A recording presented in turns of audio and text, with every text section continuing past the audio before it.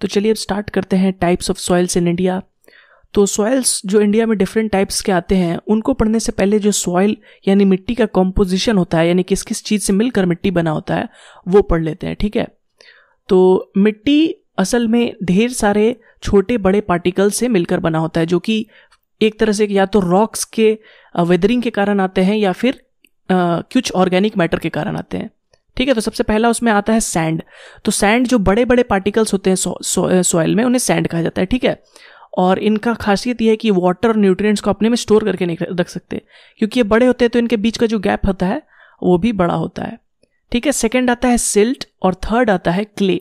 ठीक है, तो बस अगर हम उस पार्टिकल का साइज छोटा करते जाएं तो सिल्ट और क्ले बन जाएगा। ठीक है, क्ले सबसे फाइनेस्ट पार्टिकल होता है। ठीक है, और इसका खासियत यह है कि ये वाटर और न्यूट्रिएंट्स को ब्लॉक कर देता है, यानी आपस में स्टोर करके रख सकता है। ठीक है, इसमें इतना फाइन होता है कि जो स्पेस है उसके थ्रू वाटर नहीं जा पाता है, इसलिए वाटर को रिटेन करके रख सकता है। और क्ले और सैंड के बीच का जो मीडियम पार्टिकल हो गया वो होता है सिल्ट। ठीक है, तो ये तो साइज के हिसाब से डिफरेंट जो पार्टिकल सॉइल्स में बना है।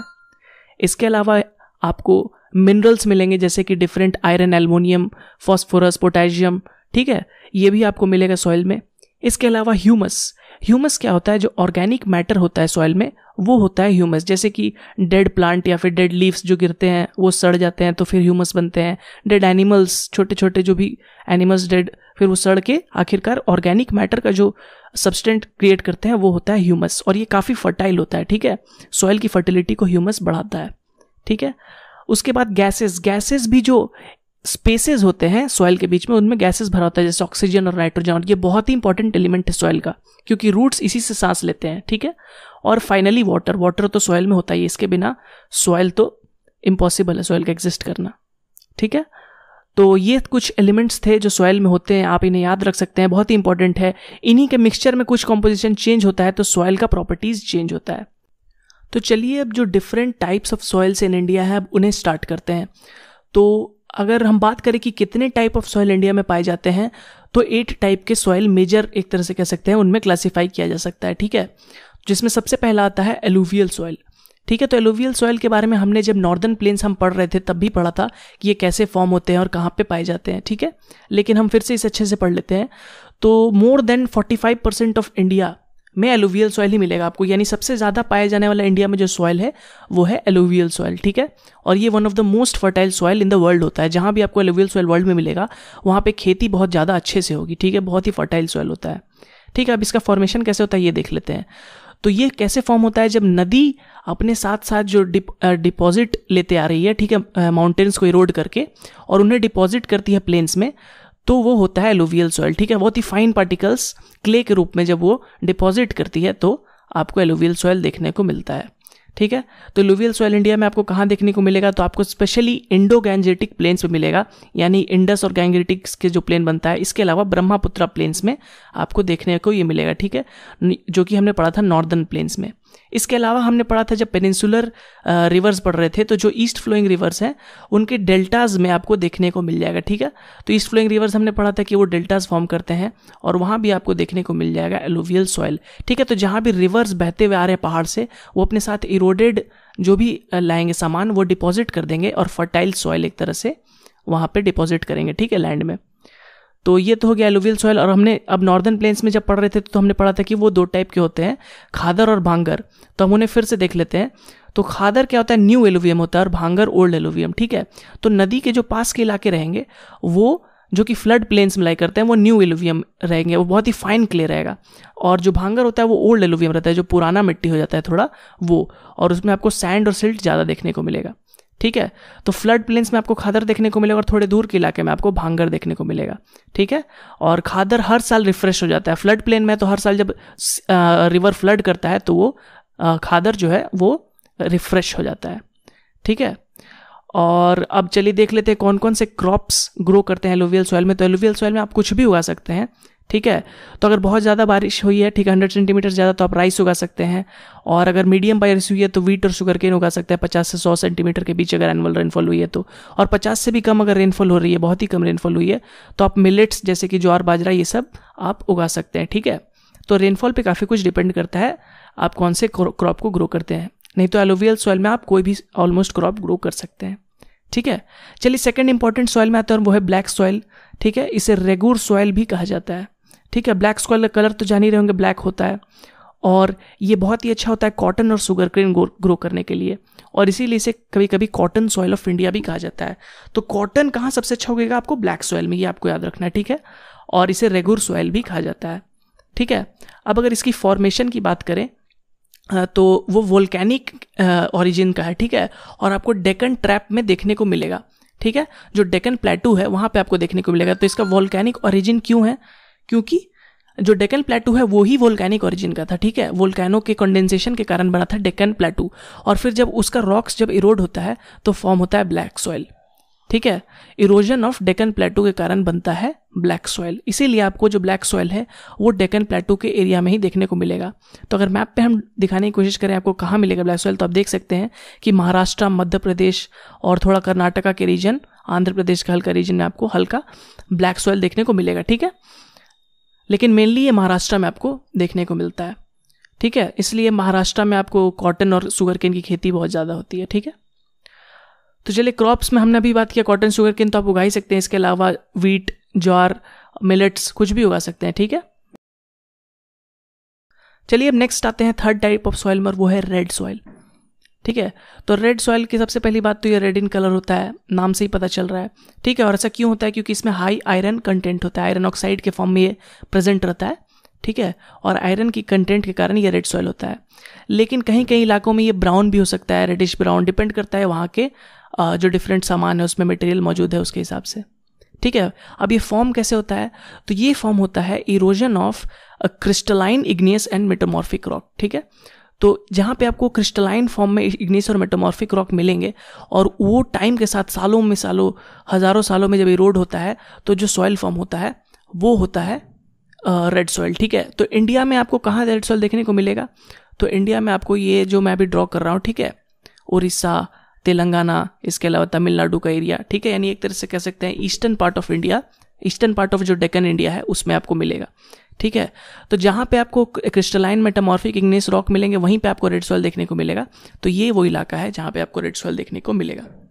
ठीक है, अब ये तो हो गया रेड सॉइल का कलर और फॉर्मेशन के बारे में। अब हम बात करते हैं कि इसमें जो ये कॉम्पोजिशन है वो क्या है। तो इसमें आपको क्ले और सैंड का मिक्सचर मिलेगा। ठीक है, और इसमें आप एग्रीकल्चर कर सकते हैं अगर आप इसमें थोड़ा ह्यूमस और पानी अच्छे से डालें। ठीक है, इरिगेशन और ह्यूमस डालते हैं, ऑर्गेनिक मैटर्स में कम होता है तो आप डालेंगे तो ये बहुत ही अच्छी, ये भी खेती के लिए किया जा सकता है। ठीक है, तो अब इसमें कौन कौन से आप क्रॉप उगा सकते हैं? राइस उगा सकते हैं, शुगर केन उगा सकते हैं, कॉटन उगा सकते हैं। ठीक है, और अगर बारिश कम हुई तो आप मिलेट्स तो उगा ही सकते हैं। ठीक है, तो राइस के लिए बस आपको बारिश ज़्यादा चाहिए, आप आराम से वो अच्छा से इरिगेशन करिए तो आप रेड सॉइल में भी राइस को उगा सकते हैं। चलिए फोर्थ काइंड ऑफ सॉइल में आते हैं, लैटेरिटिक सॉइल। ठीक है, तो लैटेरिटिक सॉइल क्या होता है? इसे ये भी रेड इन कलर होता है सबसे पहले तो। ठीक है, लेकिन इसका कॉम्पोजिशन थोड़ा अलग होता है रेड सॉइल से, और इसका फॉर्मेशन का मेथड भी अलग है, इसलिए ये डिफरेंट होता है। ठीक है, तो ये कैसे इसका कॉम्पोजिशन अलग है? तो इसमें नाइट्रोजन और लाइम की आपको कमी मिलेगी। तो लाइम की कमी होने से क्या होता है कि वो एसिडिक इन नेचर हो जाता है सॉइल में। ठीक है, और इसी के कारण ये अनफिट फॉर एग्रीकल्चर होता है। ठीक है, इसमें आप अच्छे से क्रॉप्स उगा नहीं सकते। ठीक है, तो इसका फॉर्मेशन की अब बात करें तो इसका फॉर्मेशन भी रेड सॉइल से अलग है। इसका फॉर्मेशन है कि ये लैटेरिटिक रॉक से बने। ठीक है, तो लैटेरिटिक जो रॉक जहाँ पे आपको मिलेंगे वहाँ पे जब बहुत ही ज़्यादा बारिश होती है, हैवी रेनफॉल होगी, तो उसकी लीचिंग से फिर आपको ये सॉइल धीरे धीरे जनरेट होगा और वही फिर कई सालों में कलेक्ट होते होते लैटेराइट सॉइल बन जाता है। ठीक है, तो आप इसे एग्रीकल्चर के लिए तो यूज़ नहीं कर सकते, पर आप इसके थ्रू ब्रिक्स बना सकते हैं। ठीक है, तो ये इसका यूज़ में आ जाता है कि lateritic soil can be used for making bricks. तो चलिए मैप में देख लेते हैं लैटेरिटिक सॉइल आपको कहाँ देखने को मिलेगा। तो ये आपको वहीं पे देखने को मिलेगा जहाँ पे लैटेरिटिक रॉक्स है और रेनफॉल भी काफ़ी अच्छी हो रही है। तो आपको वेस्टर्न घाट्स, कर्नाटका के हल्के, आपको कोस्ट में हल्का मिलेगा देखने को। इसके अलावा कहीं कहीं पार्ट्स ऑफ उड़ीसा में भी आपको लैटेरिटिक सॉइल्स देखने को मिलता है। ठीक है, तो ये वहीं आपको मिलेगा जहाँ पे लैटेरिटिक रॉक है और उसके अलावा बारिश भी अच्छी खासी हो रही है। ठीक है, तभी लीचिंग होगा और इसके कारण लैटेरिटिक सॉइल फॉर्म होगा। ठीक है, तो चलिए अब फिफ्थ काइंड ऑफ सॉइल में आ जाते हैं जिसे कहते हैं एरिड या फिर डेजर्ट सॉइल। ठीक है, तो नाम से ही पता चल रहा है यहाँ पे बारिश काफ़ी कम हो रही होगी। ठीक है, और ये डेजर्ट के इलाके में मिलेगा। तो इसके प्रॉपर्टीज़ कुछ देख लेते हैं। तो इसमें आपको कैल्शियम फॉस्फेट तो अच्छे खासे देखने को मिल जाएगा, पर यहाँ पर आपको ह्यूमस बिल्कुल नहीं मिलेगी। उसके अलावा नाइट्रोजन कंटेंट भी काफ़ी कम रहता है। तो इसके कारण अगेन यहाँ पे आपको अगर खेती अच्छे से करना है तो यहाँ पे वाटर आपको अच्छा से देना होगा, थोड़ा ह्यूमस कंटेंट भी देना होगा। ठीक है, तो इसमें भी आप क्रॉप्स उगा सकते हैं, बस आपको अच्छे से इरिगेशन करना है। ठीक है, रेड सॉइल की तरह। ठीक है, अब यहाँ पे आप क्या उगा सकते हैं, क्योंकि इरिगेशन करना डेजर्ट में थोड़ा मुश्किल होता है, इसलिए आप यहाँ पे राइस नहीं लेकिन वीट, बार्ली, ओट्स, मिलेट्स ये सब तो बिल्कुल ही उगा सकते हैं। ठीक है, इसलिए राजस्थान में आपको वीट बोल ऑफ इंडिया भी मिलता है। ठीक है, गंगानगर जो राजस्थान का है वो वीट बोल ऑफ इंडिया है।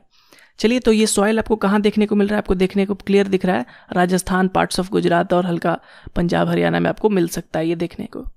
ठीक है, तो ये 5 कुछ इंपॉर्टेंट सॉइल थे, और इसके अलावा भी 3 काइंड ऑफ सॉइल है, लेकिन वो 5 आपको बिल्कुल अच्छे से याद रखना है।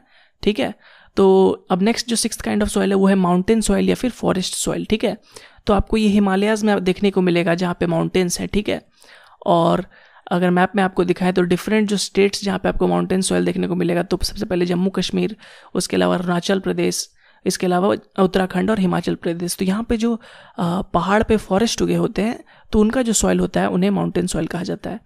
तो उनकी स्पेशल फीचर की बात करें तो सबसे पहले तो काफ़ी पतला लेयर होता है, तो ये जल्दी ही ख़त्म हो जाता है इसका फर्टिलिटी। ठीक है, बहुत ही पतला लेयर होता है, तो आपको ह्यूमस इसमें ज़्यादा मिलेगा। क्यों? क्योंकि यहाँ पे पेड़ पौधे बहुत है, तो लीव्स गिरते रहते हैं, तो ह्यूमस कंटेंट की आपको कोई कमी नहीं है, लेकिन मिनरल्स आपको देखने को नहीं मिलेगा।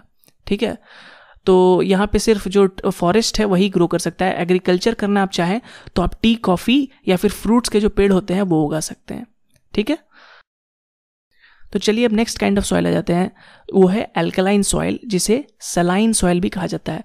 तो नाम से ही पता चल रहा है कि इसमें अच्छा खासा आपको सॉल्ट कंटेंट मिलेगा। ठीक है, तो अगर पानी में सॉल्ट कंटेंट आ जाता है तो वहाँ पे जो ऑर्गेनिक क्रीचर्स हैं उन्हें एग्जिस्ट करना मुश्किल हो जाता है। ठीक है, वो डाई कर जाते हैं, पेड़ पौधे इतना जल्दी से ग्रो नहीं करेंगे, इसलिए सॉइल में आपको एक भी ऑर्गेनिक मैटर नहीं मिलेगा, और इसलिए एग्रीकल्चर करने के लिए भी अनफिट होता है, इसमें आप कुछ भी नहीं उगा पाएंगे। ठीक है, due to heavy salt content. ठीक है, तो चलिए अल्कलाइन सॉइल हो गया। इसके अलावा अब लास्ट काइंड ऑफ सॉइल जो आता है वो है पीट। ठीक है, तो पीट के बारे में आप क्या खासियत है कि इसमें आपको क्ले कंटेंट काफ़ी हाई मिलेगा, वाटर को बहुत ज़्यादा ये स्टोर करके रखता है, इसलिए बिल्कुल चिपचिपा टाइप का सॉइल रहेगा। ठीक है, और यहाँ पे हल्का सॉल्टी भी आपको रहेगा, अल्कलाइन या सलाइन सॉइल जितना नहीं, लेकिन सॉल्ट हल्का कंटेंट रहता है। ठीक है, तो आप ये क्योंकि वाटर को स्टोर करके रख सकता है, इसलिए आप समर में इसमें कल्टिवेशन कर सकते हैं राइस और वीट की। ठीक है, लेकिन रेनी सीजन में ये कल्टिवेशन करने के लिए बिल्कुल अनफिट रहता है। ठीक है, तो ये थे हमारे जो 8 काइंड ऑफ सॉइल्स, हमने डिफरेंट सॉइल्स को पढ़ लिया, जिनमें जो पहले 5 सॉइल है वो काफ़ी इंपॉर्टेंट है, जैसे कि एलुवियल हो गया, ब्लैक सॉइल हो गया, रेड सॉइल हो गया, लैटेरिटिक सॉइल हो गया और डेजर्ट सॉइल हो गया। ये आप अच्छे से याद रखिए कहाँ पाए जाते हैं, इनमें कौन कौन से क्रॉप्स ग्रो कर सकते हैं और उनकी खासियत क्या है, कैसे फॉर्मेशन उनका हुआ है।